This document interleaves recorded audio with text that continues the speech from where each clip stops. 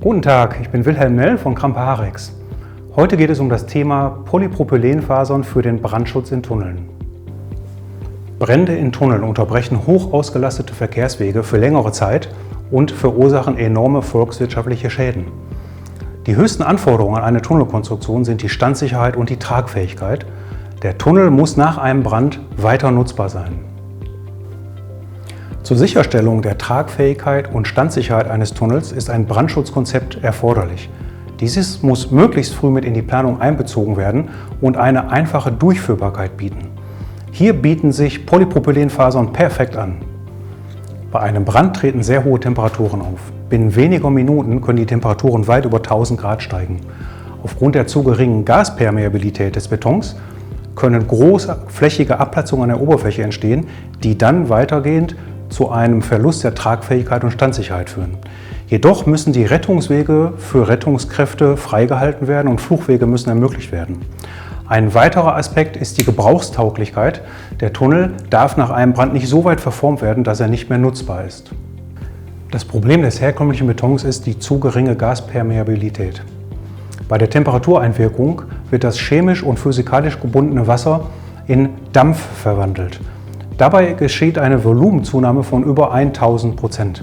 Dieser enorm große Dampfdruck kann bei dem herkömmlichen Beton nicht ausreichend schnell entweichen und es kommt zu großen Betonabplatzungen an der Oberfläche. Die dabei freigelegte Bewährung ist dann dem Feuer ungeschützt ausgesetzt und es führt zu einem Verlust der Tragfähigkeit und Standsicherheit. Zur Erhöhung der Gaspermeabilität und damit zur Vermeidung des Traglastverlustes sind Polypropylenfasern das Mittel der Wahl. Der Brandschutznachweis ist dann erbracht, wenn keine Abplatzungen mehr stattfinden, die zu unzulässig hohen Temperaturen an der luftseitigen Bewährungslage führen.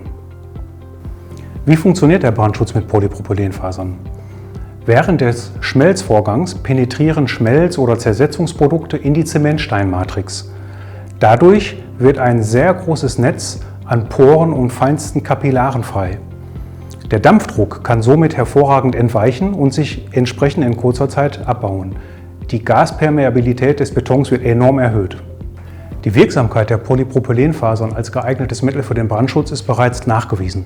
Jedoch gibt es einige Unterschiede aus Laborversuchen und zu der Anwendung in der Praxis. Die Betonrezeptur muss entsprechend optimiert und angepasst werden. Dabei stehen wir Ihnen gerne zur Seite. Betonversuche, entsprechende Ausbreitmaße, verschiedene Dosierungen von Fasern, die Rheologie des Betons und so weiter können wir gemeinsam mit Ihnen vor Ort optimieren, sodass Sie zu einer wirtschaftlichen und ausführbaren Lösung kommen.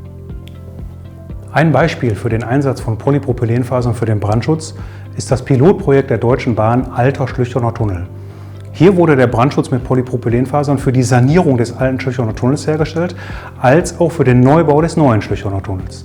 Ein weiteres wichtiges Projekt für Deutschland ist der Citytunnel in Leipzig.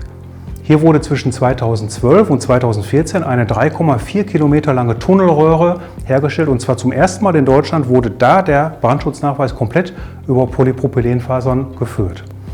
Ein interessantes größeres Projekt ist in Dänemark, Kopenhagen, der Cityringen-Tunnel, eine Metro um die Innenstadt herum mit 15 Kilometern Tunnellänge und 17 Bahnhöfen. Hier wurde sowohl die Ortbetonschale für die Bahnhöfe als auch die Tübbings mit Polypropylenfasern für den Brandschutz hergestellt. Aktuelle Projekte sind zum Beispiel der Tunnel in Lodz als auch der Flughafentunnel in Stuttgart. Wir bei Krampe-Harrex bieten eigene Fasern und unterschiedliche Fasertypen für die unterschiedlichsten Anwendungszwecke. Zusätzlich zu der CE-Zertifizierung besitzen wir eine allgemein bauaufsichtliche Zulassung mit deutlich höheren Qualitätsanforderungen. Wir haben das Know-how, die Expertise und die Erfahrung, um Ihren Tunnel sicher zu machen. Krampe-Harrex, know why.